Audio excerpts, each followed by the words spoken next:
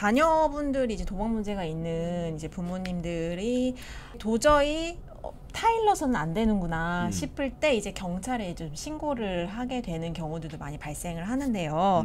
이 아이의 미래에 범죄를 한 그 기록이 혹시 남아서 이 친구가 정말 인생을 살아가는데 많이 장애물이 되지 않을까라는 그런 걱정 때문에 망설이시곤 합니다. 그래서 이렇게 소년 보호 처분을 받게 되면 이게 정가에 이렇게 좀 남게 되는 건지 좀 궁금하거든요.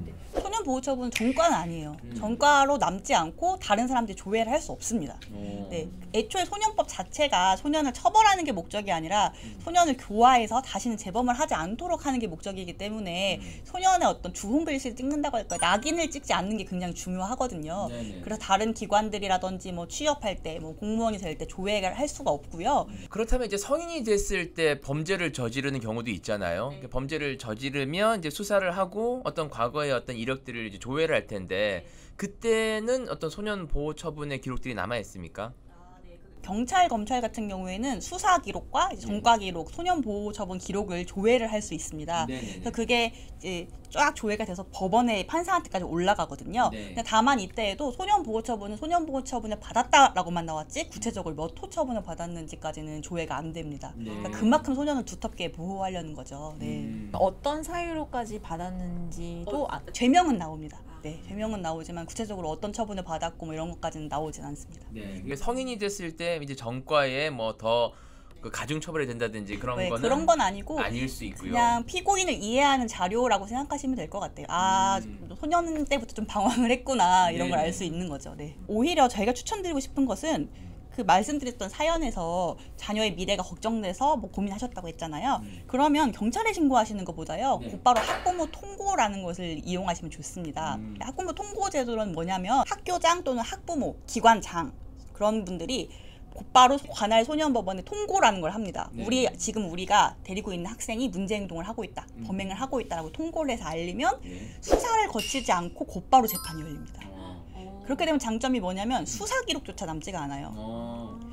그러니까 전과는 아니지만 수사를 받았던 기록은 수사 기록에 남고 뭐 지문도 찍고 막 이런 과정들이 있는데 아이들이 그런 과정을 안 거쳐도 되는 거죠. 그래서 오히려 자녀를 생각하신다면 보호자 통고를 하시는 게 낫고 실제로 제 의뢰인분들 중에는 눈물을 머금고 자녀를 스스로 통고하시는 분들이 꽤 있습니다. 그러니까 이제 이번 기회에 한번 버릇을 한번 확 고쳐보겠어 해서 신고를 하시기보다는 학부모 통고 제도를 통해서 조금 더 이제 기록에 남진 않지만 학생들의 어떤 생활 습관이나 이런 것들을 좀 고칠 수 있는, 개선할 수 있는 방향으로 가시는 게 추천하신다는 방법인 거죠. 변호사님께서는 보호위원으로도 활동하셨어요. 위탁보호위원. 네, 활동하시면서 소년 이 분류심사원이라는 이 기관을 많이들 접해서 보셨을 텐데 이 제도를 통해서 좀 개선이 됐던 친구들을 좀 만나 보셨는지 이 제도의 어떤 순기능에 대해서 사례를 통해서 얘기할 수 있는 부분이 있을까요? 사실 너무 순기능이 많은 곳이에요. 그래서 저는 부모님들 저를 찾아오셔서 저희 아이 소년분리심사 안 가게 해주세요라고 하는데 저는 그냥 이 기회에 한번 보내세요라고 말할 정도로 굉장히 순기능이 많은 기관입니다. 특히 어떤 경우에 효과가 있냐면요. 초범인 경우에는 어마어마한 효과가 있습니다. 처음으로 실수를 했다. 근데 소년분리심사관에 갔다 오면 정말 깜짝 놀라는 거거든요. 아까 말씀드린 대로 이미 법원에서부터 포승줄 채워가지고 범죄자처럼 이미 이송을 돼서 처음으로 부모님을 떠나서 구치소 같은 곳에 갇히게 되는 거잖아요. 거기서 안 우는 애를 못 봤어요. 네, 정말 펑펑 울고 다들 정말 뼈저린 반성을 하고 오거든요. 실제로 이제 기록에 남진 않지만 포승줄이라는 이게 주는 위압감이 엄청나단 말이죠. 내 인생 끝났다고 생각할 수도 있고 와 이제 앞으로 나 어떻게 살지? 이런 생각에 굉장히 크게 잘못을 했다라는 느낌을 받겠군요. 들어가서도 내가 여기서 어떤 처분을 받게 될지 불분명하잖아요. 그 불안감이 계속해서 쪼여오는 거예요, 학생들을. 그래서 저 정말 잘할게요. 저 정말 나가서 안 그럴게요 라는 반성을 정말 많이 합니다. 그리고 순간적인 판단을 잘못해서 도박에 문제가 생겼다거나 이런 경우들도 있을 텐데 그러면은 처벌을 하지 않더라도 이미 본인의 잘못을 직감하는 경우도 많을 거란 말이죠. 그럴 때 약간의 위압감을 줌으로 인해서 정말 경각심을 극대화시키는 것. 그것이 굉장히 좀 순기능이 될 수도 있겠네요. 더 큰 범죄로 나아가는 것을 막을 수 있고요. 네. 특히 청소년들이 계속 가출을 하는 경우가 있단 말이에요. 근데 가출 자체는 범죄는 아니지만 가출로 인해서 결국 범죄에 연관될 수밖에 없거든요. 그러니까 노출이 되어 있으니까요. 그럼 환경 자체가. 그러니까 그 전에 가출하는 걸 우범 행동이라고 해서 또 통고를 하실 수가 있어요. 그러면 아이들이 재판받고 분류심사관 갔다 와서 가출을 끊거든요.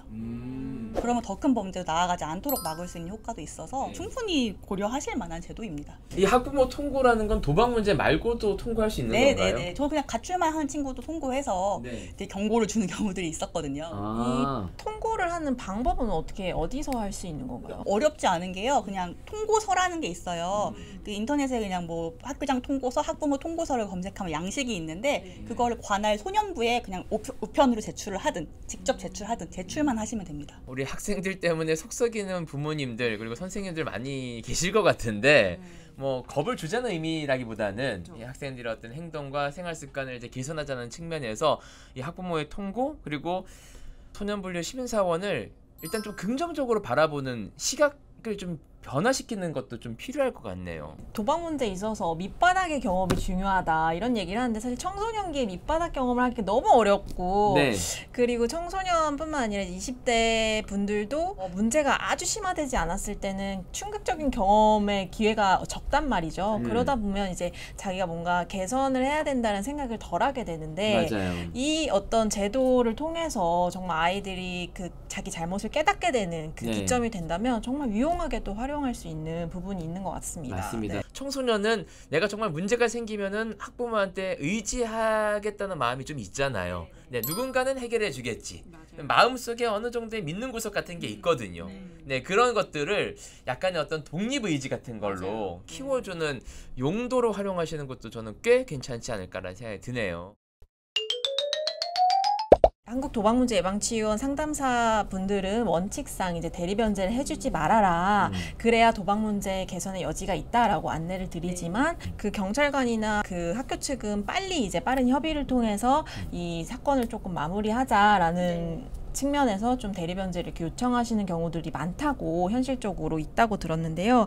이렇게 좀 상반된 지침을 저희가 드리고 있기 때문에 사실 부모님들 입장에서는 굉장히 어려운 부분들이 많을 것 같아요. 그 부분에 대해서 변호사님의 좀 견해가 좀 궁금하거든요. 이 대리변제 문제는 좀 일률적으로 말씀드릴 수는 없어요. 질병도 같은 질병이지만 정도와 증상에 따라 다른 처방이 가능하잖아요. 대리변제도 마찬가지입니다. 만약에 자녀가 처음으로 도박에 손을 댔고 그리 중독 상태가 깊지 않고 다시는 안 한다고 하고 하면 대리변제하고 다시는 안 하도록 하는 게 최선의 방법일 수 있겠죠. 그걸로 인해서 부가적인 처분도 안 받고요. 근데 이미 굉장히 심각한 중독 상태고 특히 청소년의 경우에는 자기가 돈을 벌어본 적이 없기 때문에 돈의 액수에 대한 금전 감각이 아예 없습니다. 거의 사이버머니, 게임머니 수준이거든요. 그런 상태라면 대리변제를 해주시면 답이 없어요. 제가 본 학생이 그때 중학생이었는데 6천만 원 정도를 도박을 했는데 도대체 그 돈이 어디서 난 건지도 의문이지만 그 정도 액수를 하고도 큰 문제의식을 못 느꼈더라고요. 그래서 그 이후에 학생이 고깃집에서 아르바이트를 했는데 깜짝 놀라는 거예요. 시급이 이거밖에 안 된다니. 그런 경험들이 꼭 필요한 학생들이 있어서 그 자녀분의 증상과 상태에 따라서 좀 달리 생각하셔야 되고 그거를 부모님이 혼자 판단하실 수는 없으니까 뭐 소년법 전문 변호사라든지 아니면 이렇게 뭐 도박 관련된 전문 상담사 분들과 상담해서 결정을 하시는 게 가장 좋은 방법일 것 같습니다. 일을 빨리 해결해야 된다는데 조금 더 포커스가 가 있기 때문에 부모님을 통해서라도 대리변제가 되고 이게 일이 마무리가 되는 것에 조금 더 관심이 집중되어 있는 경우들이 많거든요. 그러나 학부모 입장에서는 사실 그런 것보다도 우리 아이가 개선되고 조금 더 나은 삶을 살아가는 그런 미래에 조금 더 포커스를 맞춰야 되는 거 아니겠습니까? 도박 문제만이 아니에요. 모든 청소년 문제는 좀 다릅니다. 일반 성인 범죄와 다른 부분이 청소년 혼자서 절대 극복을 못하고 재범을 하게 될 확률이 너무 높기 때문에 소년법 사건에 있어서는 가족의 역할이 너무너무 중요하거든요. 저는 처음 상담을 할 때 보호자께서 과연 이 사태를 얼마나 심각하게 보고 있는지 제대로 가르칠 의지가 있으신지를 보고 사건 수임을 결정해요. 왜냐하면 의지가 없으시면 제가 해드릴 수 있는 게 없어요. 저는 변호사로서 처벌을 약하게 받게 해주는 거? 그건 제 역할이 아니라고 생각해요. 일반 성인이면 제 역할이죠. 근데 소년법 전문 변호사가 판사님 최소한의 처분을 주십시오라고 하는 건 정말 그건 아무런 의미가 없는 일이에요. 또 다른 재범을 하게 될 거니까. 아마 많은 수의 학부모님들이 이 문제를 빨리 덮고 빨리 해결하고 빨리 좀 다른 쪽으로 가고 싶다라는 생각을 가지실 것 같아요. 그래서 대리 변제해주고 뭐 각서를 받는다든지 아니면 약속을 받는다든지 해서 너 앞으로는 그러지 않을 거지? 뭐 이런 식으로 해결하실 텐데 그런 것보다는 진짜 우리 아이의 문제를 해결하는 방법은 무엇인지를 시간이 좀 걸리더라도 진지하게 고민해 보시고 우리 아이를 위해서 많은 시간과 노력과 고민의 시간을 쏟으셔야 된다고 생각을 합니다. 자, 우리 변호사님 같은 경우에는 지금은 이제 법률 전문가입니다만 네, 한때는 네, 학생들을 가르치는 이제 교사의 입장에 있었어요. 그래서 교사의 마음도 잘 아실 것 같은데 이런 법적 분쟁 그리고 도박 문제 같은 것들이 생겼을 때 굉장히 당황스럽기도 하고 교사의 입장에서도 빨리 해결하고 싶다는 마음이 클 것 같긴 하거든요. 어떻게 대처를 좀 하면 좋을까요? 사실 제가 초등이지만 저희 반 애들도 짤짤이라고 하죠. 그것도 일종의 사실 도박의 초기잖아요. 그러니까 그걸로 내기를 하다가 애들끼리 10만 원 단위로 커진 적이 있었어요. 초등학생인데요? 애들이 용돈이 많거든요. 그것도 사실 저는 굉장히 위험한 초기 증상이라고 봐서 바로 상담을 하고 부모님께 알리고 이랬던 경험이 있는데 이렇게 원론적으로만 말씀을 드린다면 선생님의 역할은 문제 행동이 있는 학생과 면담을 하고 문제점 발견하면 학부모에게 알리고 그 과정에서 학생들의 학칙 위반이 발견되면 징계하고 뭐 여기까지 선생님의 역할이라고는 할 수 있겠으나 더 도와주고 싶으시다, 더 노력하고 싶으시다면 그 학생뿐만 아니라 주변 학생들까지 굉장히 면밀히 관찰하고 상담을 하고 계속 지켜보셔야 될 것 같아요. 왜냐면 애들이 지켜보다 보면 그 과정에서 2차 범죄가 계속 발생을 하잖아요. 뭐 사기를 하던 뭐 고액의 대출을 받던 뭐 이렇게 하기 때문에 그걸 계속 지켜보고 계시는 것까지도 사실 선생님이 해주시면 너무 좋죠. 선생님 너무 힘듭니다. 맞아요. 학생들을 좀 교육적으로 가르쳐야 돼, 올바른 길로 인도해야 돼, 문제가 생겼을 땐 또 해결해야 돼. 정말 고충이 클 것 같다라는 생각은 알겠지만 학생들을 꾸준히 지켜보는 것 그리고 그 학생에게 또 2차적인 문제는 없을지 관심을 쏟는 것 그것도 선생님께 좀 부탁드려 보겠습니다. 끝으로 아직까지도 이런 문제 때문에 힘들어하는 청소년 그리고 더 마음이 또 애다른 우리 부모님들도 계실 텐데 그런 분들께 한마디 해주고 싶다면 어떤 이야기 할 수 있을까요? 일단 도박을 한 것 자체는 여러분의 잘못은 아니라고 말씀드리고 싶어요. 성인도 유혹을 빠질 수밖에 없어요. 그렇죠. 그런 환경을 제공한 어른들이 나쁜 거니까 너무 자책하면서 숨고 이러진 않았으면 좋겠고 다만 내가 문제를 스스로 인식했다면 그때는 반드시 부모님께 도움을 좀 요청하라고 말씀드리고 싶거든요. 부모님은 어떤 방법을 하더라도 여러분 도와주시려고 계신 분이고 분명히 외면하지 않으실 거기 때문에 두려워하지 말고 일단 알려라. 알리는 것부터가 첫 번째 단계다라고 꼭 말씀드리고 싶습니다.